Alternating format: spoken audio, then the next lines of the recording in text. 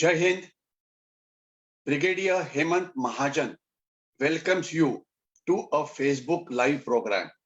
We have not been able to interact for last about 4 weeks because I was on a tour of Northeast India and I visited the Indo-China border, the Indo-Myanmar border and the Indo-Bangladesh border.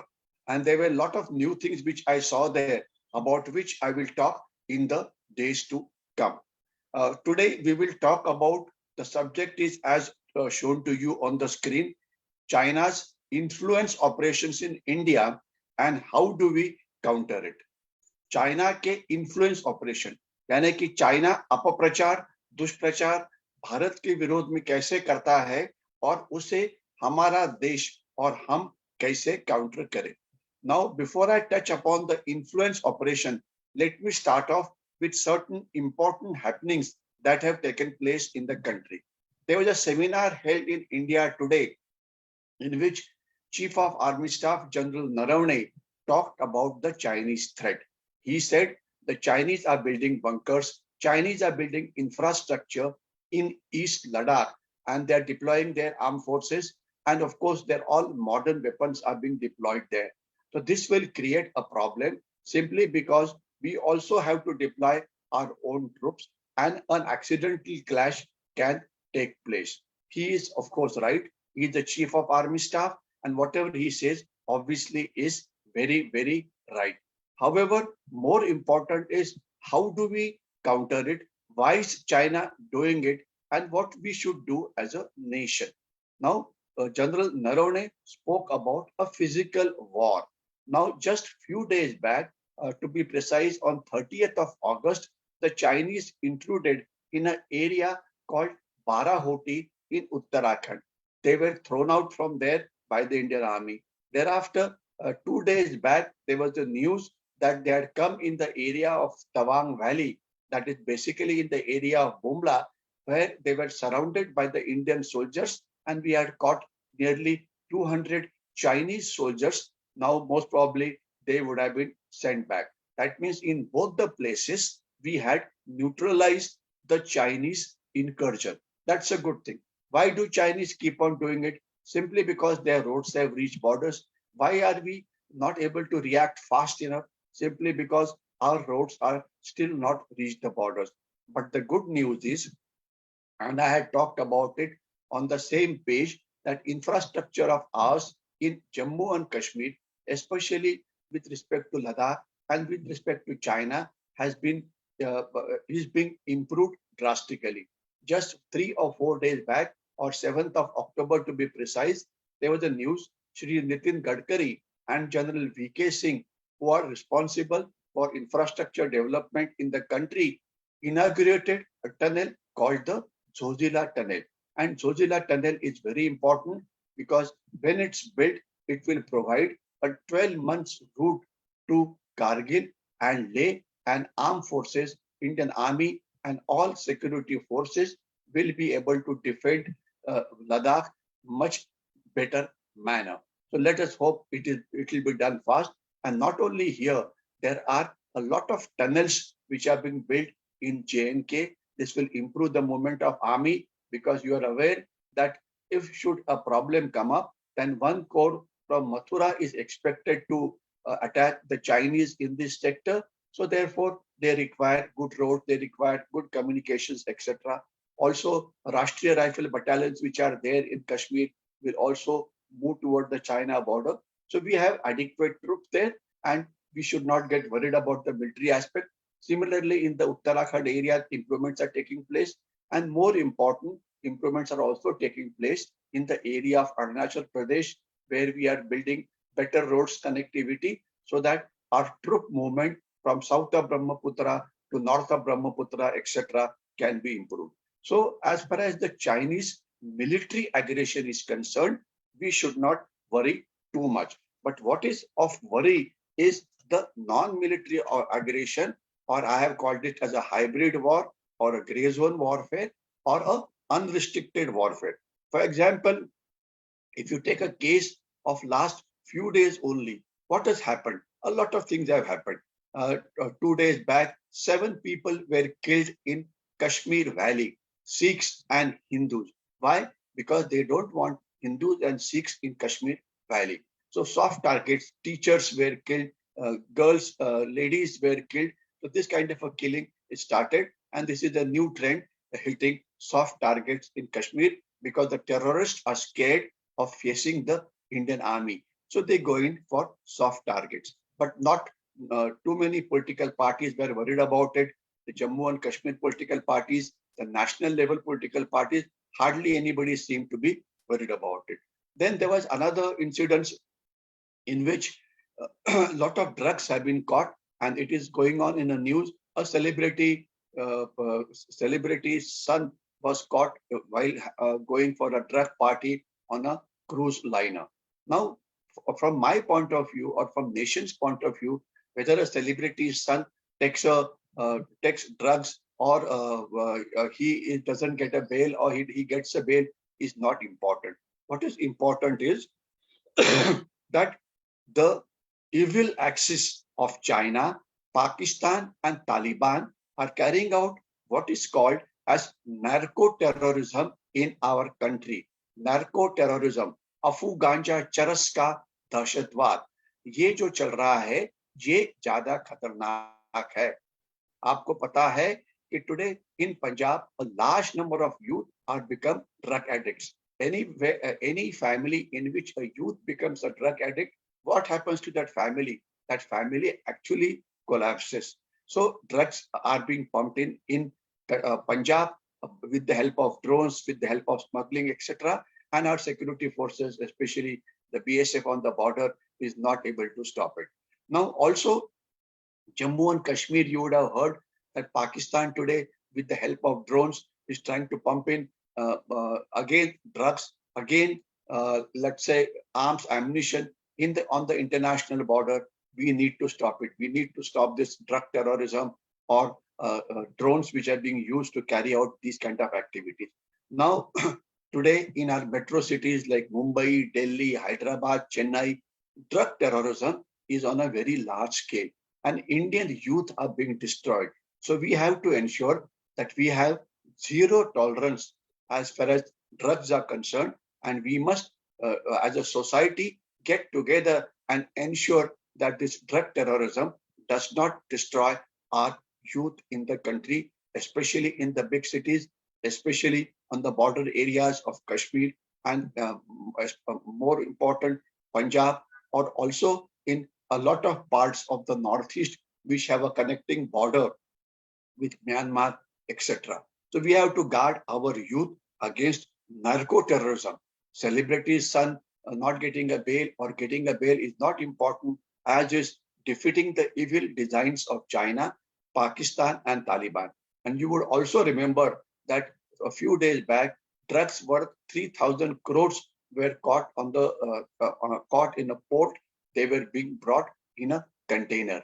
I have spoken about container. I have spoken about how illegal trade takes place through the container, how smuggling of arms, ammunition, or drugs or fake Indian currency notes takes place through the containers. I've spoken about it earlier. So we need to ensure that this is stopped. But it is easily said than done. It is not easy to check up each container because containers come in thousands. So important is, as a nation, we must unite and ensure that we do not fall prey to these evil designs. There was also a news that a lot of organizations have called for Bandh. In fact, there's a Bandh today in Maharashtra. Now, up till now, for last 2 years, our economy was down and all economic activities had come to an halt simply because of the corona or the Chinese virus. Now, we have done a good job as far as the vaccination is concerned. The third wave, which was supposed to be coming, has been more or less stopped, though the danger is not gone away. But the fact is, because of our very hugely successful vaccination program, we have been able to stop this corona or the Jaivik Mahayuddha or biological terrorism or biological world war, which had been launched against us by China, though the danger is still not over. We have to take precautions in the festival season. We have to ensure that we follow all the rules which government keeps on talking about every day in and out. But the fact is, we have been able to manage it quite well. Now, the issue is when economic activities are starting, if somebody starts again organizing bunds, again stopping economic activities, who are going to get affected? The common people, the daily wagers, people who sell things on the street, the vegetable vendors, the flower vendors, and so many people whom you see on the handcart selling of things in cities, etc. Now, this should not be done. All economic activities must go on a full scale because the society is suffered tremendously because of the Chinese virus. And today, our economy must take off. People must do all economic activities so they're able to win the battle of roti kapda makan. And this is not the time to organize any band or organize any violent activities. We all must work productively in whichever field which we are working. I'll talk about one small incident and then I'll come down to the influence operation. The small incidents happened, whether it's a small incident or a big incident, it is for you to decide. एक America की nuclear propelled submarine थी, वो south China समुंदर के अंदर patrolling कर रही थी. उस समय somebody dashed against that submarine and the submarine had become bit unserviceable and it then came out from that area. ये माना जाता है कि चाइना ने ऑटोनॉमस प्रोपेल्ड व्हीकल्स जो होते हैं इनका इस्तेमाल करते हुए ये एक्सीडेंट करवाया है. यानी कि सबमरीन अगर साउथ चाइना समुद्र में आती है तो शायद चाइना ने अपना एक पानी के अंदर काम करने वाला रिमोट ड्रोन या रिमोट ऑब्जेक्ट इसका इस्तेमाल करके शायद इसे डैमेज किया हुआ है. ये तो अभी तो ये फिलहाल एक मतलब थियोरी ही है, उसके लिए जो प्रूफ चाहिए वो आया नहीं है. But the fact remains China is capable of doing anything and everything to stop everything. That now I'll start off with my subject proper, that is China's influence operations. What is China's influence operations? लड़ाई करना जो general Naravane जी बात कर रहे थे वो एक बात हो गई. मैं हमेशा बोलता हूं कि Indian army is more than capable of taking care of the war. However, what we are not capable of answering adequately or countering adequately are the unrestricted warfare which China carries out against us. And one of this wars is influence operations. What does influence operation means? Influence operation means China tries to infiltrate into various segments of our society, meaning infiltrating into our economic industries, that is the corporate world, infiltrating into our think tanks, infiltrating into the media, infiltrating into the India's civil society, infiltrating into the academic world, infiltrating into technological world, and infiltrating into any world which is an opinion maker.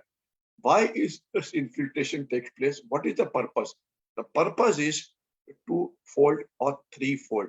First purpose is to find out the capabilities of India in various fields. Second is to ensure that these capabilities are neutralized by causing bunds in India, by making one community fight with another community in India, by ensuring violent activities take place in India, by carrying out any activity by which it could be agitations, it could be bunds, so that an economic activity comes to an halt simply because they want to degrade your economic progress. And exactly for this, they are using also the Nakshals or the Maoists in the central part of India. You would have heard that today our power sector, 70% of the power sector is run on coal. 70% of power sector is run on coal. Now there's a shortage of coal, and therefore a power sector or a power generating plant which is supposed to have 1 month of coal near the near that power plant, they have only 3 days or 4 days or 2 days power plant. So there are a lot of power cuts that are taking place in Punjab, in Delhi, and in many parts of the country. And the crisis is grave. There are many reasons. One, of course, is natural, that because of the floods, the coal extracting become late. Secondly, internationally, the prices of coal which we import have gone very high for many reasons, which I'll not get into. But also because the Nakshals would not let you exploit coal mining, do coal mining in the central India. Our country today has got the largest reserve of coals, though our coal is of an inferior quality, but it is there. In case of emergency, it can be used, but we are not able to use them because of Nakshal activities. So what a better way to stop economic progress in India than catching hold of few Nakshals, maybe 1,000, 1,500, maybe their strength, and ensuring that no economic activity takes place in the central part of the country, in the area of Dandakaranya, in the area, bordering areas of affected by Nakshalism. This is exactly what they are doing, and therefore we have a huge coal shortage. So this is how they infiltrate into our sectors. Now today, let me talk about two sectors where they have infiltrated. Because of lack of time, I would not be able to cover too many of them. And in another 5 to 10 minutes, I must stop. So I'll talk about their infiltration into our economic sector. Now today, there are a lot of people in the corporate world who believe that we cannot stay without China. They say, हम कैसे China के बिना जी सकते हैं? Take an example of our pharmaceutical industry or medicine industry, in which lot of raw materials come from China. अभी ये raw materials हम हमारे देश में क्यों नहीं पैदा कर पा रहे हैं? क्योंकि चाइना ने हमारे लोगों को दिल में एक इन्फ्लुएंस तैयार किया है, एक उनके दिल में ये इस प्रकार की एक भावना तैयार की है कि चाइना के चीजें चीप होती है, तो हमने चाइना से ही लेना चाहिए, चाइना के बिना हम जी नहीं सकते हैं, उनकी जो एफिशिएंसी है वो हमारे अंदर आ नहीं सकती। बिल्कुल झूठ है, हम हमारे पांव पे खड़े हो सकते हैं। ये जो एपीआई है, यानी कि जो रॉ मटेरियल लगता है मेडिसिन के लिए, वो हम कर सकते हैं। हमारी हिंदुस्तान एंटीबायोटिक्स नाम की संस्था जो पुणे में स्थित है, वो ये करती थी। शायद हमारी कॉस्ट कुछ ज्यादा है, वो एफिशिएंसी बढ़ा के ये कॉस्ट को कम करनी पड़ेगी, लेकिन हम हमारे रॉ मटेरियल ला सकते हैं। दूसरा, एक बीच में न्यूज आई थी कि चिप मैन्युफैक्चरिंग, आपको पता है कि चिप CHIP ये एक इम्पोर्टेंट कंपोनेंट है, इसकी जरूरत लैपटॉप में है, मोबाइल में है, 100 जगह पे है। अभी इसकी बहुत ही शॉर्टेज हुई है माफ करिए। तो हम अभी ताइवान के साथ कोऑपरेशन करके चिप को इंडिया में मैन्युफैक्चर करना चाहते हैं। तो चाइनीज पेपर्स ने चाइना ने क्या किया, इनका जो वेस्टर्न मीडिया है इसके ऊपर भी काफी इन्फ्लुएंस है, और उनके जो पेड एजेंट्स है ये वेस्टर्न मीडिया में है। अभी एक ब्लूमबर्ग नाम की एक इकोनॉमिक संस्था है, उन्होंने एक आर्टिकल लिखा कि इंडिया इस प्रकार का चिप अपने देश में नहीं बना सकता। ये एक डिसइंफॉर्मेशन वॉरफेयर है, दुष्प्रचार युद्ध है, अपप्रचार युद्ध है। हम कर सकते हैं, हमें हमारे में कॉन्फिडेंस होना चाहिए, लेकिन चाइना बताने की कोशिश कर रहा है कि बिल्कुल आप ये चीज नहीं कर सकते हैं। तो इस प्रकार से चाइना गड़बड़ करता है। चाइना हमारी इंडस्ट्री कोई अच्छा काम कर रही है तो वहां पे स्ट्राइक करता है। एक एग्जांपल मैं देता हूँ, वेदांता नाम की एक कंपनी है, तमिलनाडु में थी, तो वहां पे किसी एनजीओ ने ये करना शुरू कर दिया, वो हाईकोर्ट में चले गए कि देखो इससे पोल्यूशन होता है। ये कॉपर मैन्युफैक्चरिंग कंपनी थी वेदांता नाम की, तो ये उसको बंद करना चाहिए। अरे भैया, कॉपर मैन्युफैक्चरिंग दुनिया में नहीं हो रहा है, अगर ये पोल्यूशन कर रही है तो बेस्ट वर्ल्ड प्रैक्टिसेस फॉलो करो, पोल्यूशन मत करो। लेकिन कॉपर की तो जरूरत है, लेकिन हाईकोर्ट ने डिसीजन दे दिया कि इसको बंद कर दो। अभी कॉपर की ये फैक्ट्री बंद कर दी, और आज हम 40 से 50% जो कॉपर है इसकी आयात कर रहे हैं चाइना को। तो ये एजिटेशन जिस संस्था ने किया था, ये जो निर्णय हाईकोर्ट ने दिया था कि ये बंद करो, इसका फायदा किसे हो गया? तो ये फायदा हो गया आपके चाइना को। यही एक इन्फ्लुएंस ऑपरेशन का हिस्सा है कि नाम बड़े बड़े ले लो कि पोल्यूशन हो रहा है। अरे पोल्यूशन हो रहा है तो रोको उसको, लेकिन पोल्यूशन हो रहा है तो इसलिए एक्टिविटी तो बंद नहीं की जा सकती ना, अनलेस आप बोल सकते हो कि कॉपर का इस्तेमाल होना ही नहीं चाहिए, कि जो कि इम्पॉसिबल है। कोल बीच में कुछ देर पहले की बात है कि हमारे कुछ एक ग्रीन इंडिया नाम की संस्था है, उन्होंने बोला कि कोल की प्रोडक्शन पूरी रोकनी चाहिए क्योंकि उससे पोल्यूशन होता है। बात तो सही है कि कोल से जब बिजली बनती है तो धुआं आएगा, जिससे पोल्यूशन होगा, इसमें तो कोई शक नहीं है। लेकिन आज हमारी 70% पावर सेक्टर ये कोल के ऊपर चलती है। हम कोशिश कर रहे हैं कि ये जो रिन्यूएबल एनर्जी है, यानी कि सन सोलर पावर है या सन पावर है या विंड पावर है या हाइडल पावर है, इसका इस्तेमाल करके हमारा जो परसेंटेज इलेक्ट्रिसिटी जनरेशन का है इसे बढ़ाने की हम कोशिश कर रहे हैं। लेकिन इसमें और समय लगेगा, तो तब तक तो कोल का तो इस्तेमाल करना ही पड़ेगा। लेकिन नहीं, कोल को बंद कर दो। कोल बंद हो गया है तो अभी पावर प्लांट्स के पास कोल ही नहीं है, और जब इकोनॉमिक एक्टिविटी अभी टेक ऑफ हो रही है तो हमें उसके लिए कोल पूरा नहीं मिल रहा है। This is how influence operation take place, कि by convincing courts, convincing society, convincing so called NGOs that you should not use coal. So what is the replacement and can we replace immediately? Obviously we cannot. तो ये इस प्रकार की influence operation हमारे corporate world में होती है, media के ऊपर होती है, अपना एनजीओज के ऊपर होती है, कुछ इंडिविजुअल्स उनके ऊपर होती है। वो बोलते हैं कि ये करना ही नहीं चाहिए। लेकिन हाइडल पावर जनरेशन होने में बड़े डैम बनाने पड़ते हैं, वो इतनी जल्दी में कैसे बनेंगे और कहाँ बनेंगे? वहां बन सकते हैं जहाँ पे पानी है, जहाँ पे डैम बांधा जा सकता है।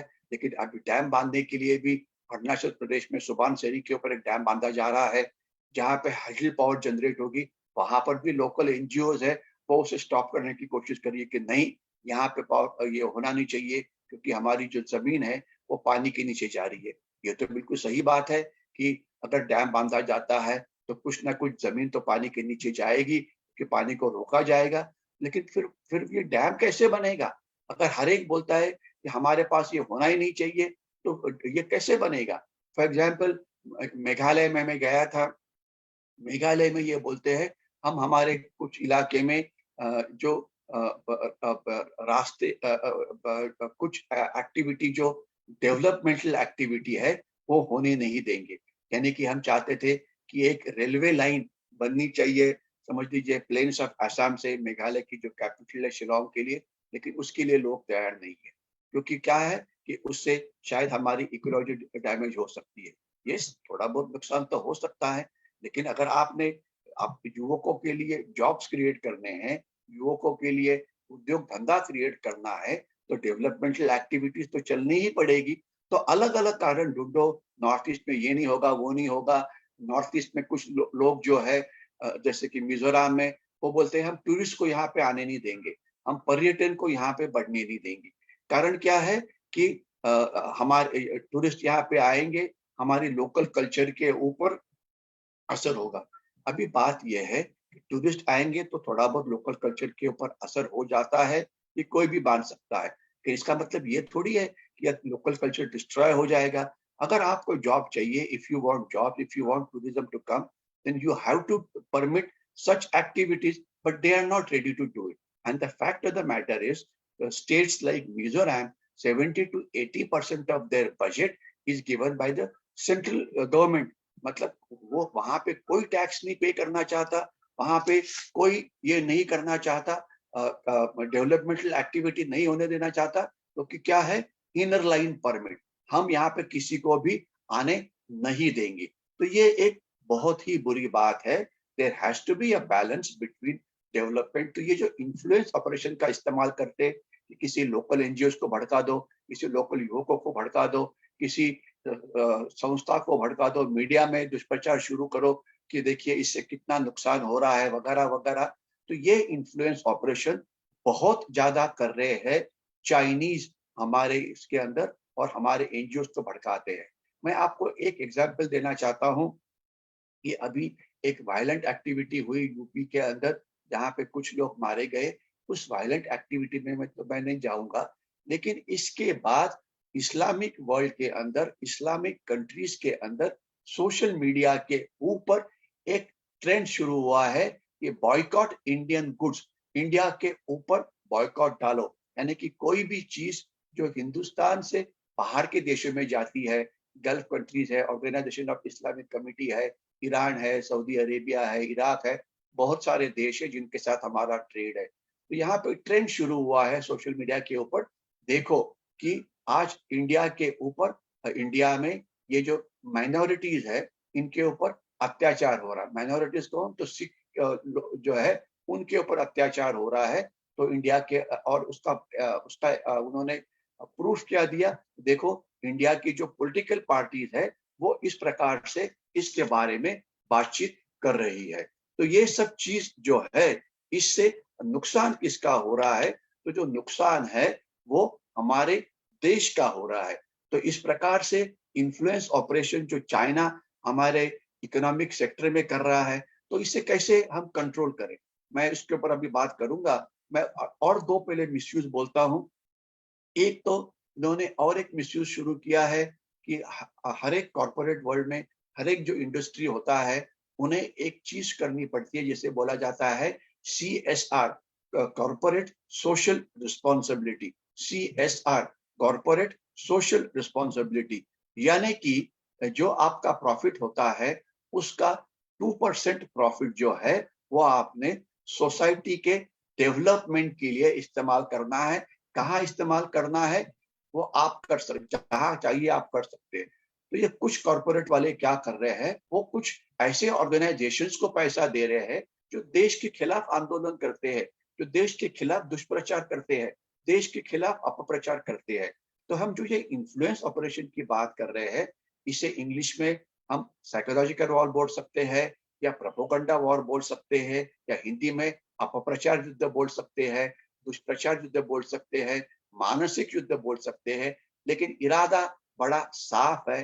हर एक सेक्टर में हमारे जो लोग काम करते हैं उनके मन के ऊपर आघात करना कि चाइना के बिना आप जी नहीं सकते हैं, चाइना आपका दोस्त बनना ही चाहिए, चाइना जो बोलता है वो आपने मानना चाहिए, चाइना बोलता है कि इंडिया ने रोड नहीं बनाने चाहिए तो आपने रोड नहीं बनाने चाहिए, चाइना बोलता है कि आपने दलाई लामा को मदद नहीं करनी चाहिए तो आपने मदद नहीं करनी चाहिए, चाइना बोलता है कि ताइवान के साथ आपने संबंध नहीं रखने चाहिए तो आपने संबंध नहीं रखने चाहिए। यानी कि चाइना के आपने आर्थिक गुलाम बनना है या एक गुलाम बन जाना है।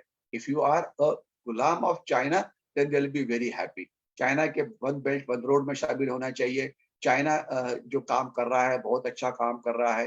तो ये जो चीजें हैं ये रुकनी चाहिए। तो अभी मैं लास्ट 2 मिनट में ये बताना चाहूंगा और उसके बाद रुकूंगा कि चाइना के ये जो इन्फ्लुएंस ऑपरेशन है इसे हम करें, क्योंकि काउंटर करना इंपॉर्टेंट है। चाइना जो इन्फ्लुएंस ऑपरेशन करता है, क्या इस प्रकार के इन्फ्लुएंस ऑपरेशन हम चाइना में करते हैं? तो शॉर्ट आंसर है बिल्कुल नहीं। हमारे सोशल मीडिया में चाइना में घुसखोरी की है, फेसबुक हो, ट्विटर हो या कहीं पर भी हो। लेकिन हम चाइना के पास ट्विटर नहीं है, चाइना के पास फेसबुक नहीं है, चाइना के पास यूट्यूब नहीं है, तो वहां पे क्या होगा? तो हम कुछ नहीं कर सकते। चाइना ने हमारे मीडिया में घुसखोरी की है, हम उनके मीडिया में घुसखोरी कर सकते क्या? बिल्कुल नहीं। चाइना ने हमारे कॉर्पोरेट वर्ल्ड में घुसखोरी की है, हम चाइना के कॉर्पोरेट वर्ल्ड में घुसखोरी कर सकते हैं क्या? नहीं। और बिल्कुल आपको वो बोलते हैं कि आप हमारे से सिर्फ चीजें खरीदो, हम आपसे कुछ नहीं खरीदेंगे। You only by things from us, बाकी हम आपसे कोई चीज नहीं लेंगे। अभी कल परसों की ये बात है, ये जो टेस्ला नाम की कंपनी जो इलेक्ट्रिकल व्हीकल्स बना रही है, वो चाइना से व्हीकल्स आके हमें बेचना चाहती थी। और श्री नितिन गडकरी जो हमारे ट्रांसपोर्ट मिनिस्टर है, उन्होंने बोला कि बिल्कुल नहीं, आपने ये जो इलेक्ट्रिकल व्हीकल बनाना है वो आपने इंडिया में बनाना चाहिए, हम चाइना से कोई चीज नहीं लेंगे। ये बिल्कुल सही बात है। तो आज हमने एक ऑल आउट ऑफेंसिव लॉन्च करने की जरूरत है।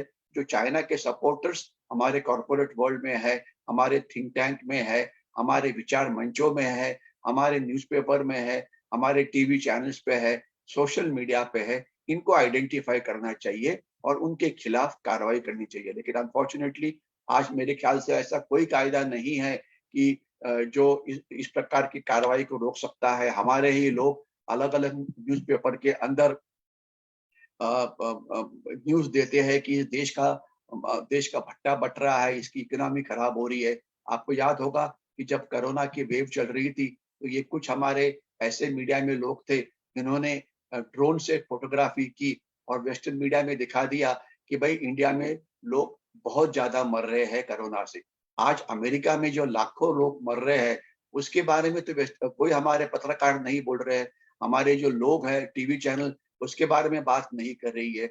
सिर्फ अपने देश को बदनाम करना, यही काम हमारे देश में कुछ लोग करते हैं और करते रहेंगे क्योंकि वो देश का भला नहीं चाहते हैं। तो इनके ऊपर कैसे क्या करना, ये मैं बिल्कुल मेरे पास तो कोई सुझाव नहीं है क्योंकि हजारों लोग हैं आज हमारे देश में कि जो इस देश का भला ही नहीं चाहते हैं, देश की कोई इकोनॉमिक प्रोग्रेस नहीं होना देना चाहते हैं। तो इनको कैसे कंट्रोल किया जाए, उनको कानून के नीचे किस प्रकार से अटकाया जाए, इसका तो मेरे पास सॉल्यूशन नहीं है, लेकिन सॉल्यूशन देने की जरूरत है। शायद सोशल बॉयकॉट ये एक ही सॉल्यूशन है कि अगर कोई एक आधा आदमी न्यूज़पेपर में आर्टिकल लिखता है तो देश के खिलाफ है, तो हमने उस न्यूज़पेपर को बोलना चाहिए कि भैया अगर ये आपके इसमें आर्टिकल लिखेगा तो हम आपका न्यूज़पेपर नहीं खरीदेंगे, क्योंकि और तो मेरे ख्याल से कोई कायदा नहीं है कि जो इस प्रकार के जो एंटी नेशनल लोग हैं इनको रोक सकते हैं, क्योंकि हमारी डेमोक्रेसी का वीकनेस का फायदा चाइना ये उठाता है। लेकिन आज जो हम एक चीज कर सकते हैं वो ये है, फेस्टिवल सीजन आ रहा है, लोग बहुत ही शॉपिंग करेंगे, तो कोई भी चाइनीज चीज मत खरीदो, बी इंडियन बाय इंडियन। अभी दिवाली में क्रैकर्स है, दिवाली में दिवाली मालाएं है, बहुत सारी डेकोरेटिव चीजें होती है, तो वो केवल जो हमारे देश के अंदर है, देश में बन रही है, इसी का इस्तेमाल करो। तो मेरे ख्याल से यहाँ पर मैं रुकता हूँ, मैंने 30 मिनट से ज्यादा बात की है। मुझे कुछ चैट बॉक्स में कुछ मैसेज आ रहा है, राजेंद्र वराड़कर जी बोल रहे हैं कि देश की न्याय व्यवस्था देश के हित को समर्पित होनी चाहिए। बिल्कुल सही है, न्याय व्यवस्था को ये समझना चाहिए कि देश का जो केवल बाल की खाल मत निकालो, देश के लिए क्या जरूरी है। फॉर एग्जाम्पल, कोल के ऊपर आप कैसे बैन कर सकते हो? आज 70% पावर जनरेशन तो कोल से ही हो रहा है। आप कोई रास्ता बन रहा है तो उसके ऊपर कैसे बैन कर सकते हो? अगर कोई समझ लीजिए कोई डेवलपमेंटल प्रोजेक्ट हो रहा है तो शायद उसका सोशल ऑडिट जरूर करिए, लेकिन देश के लिए आपने ये जो वेदांत है इसे आपने कैसे बैन किया? आपने हमारे कॉर्पोरेट इंडस्ट्री का नुकसान कैसे किया? तो शायद ये न्याय व्यवस्था को समझाने की जरूरत है।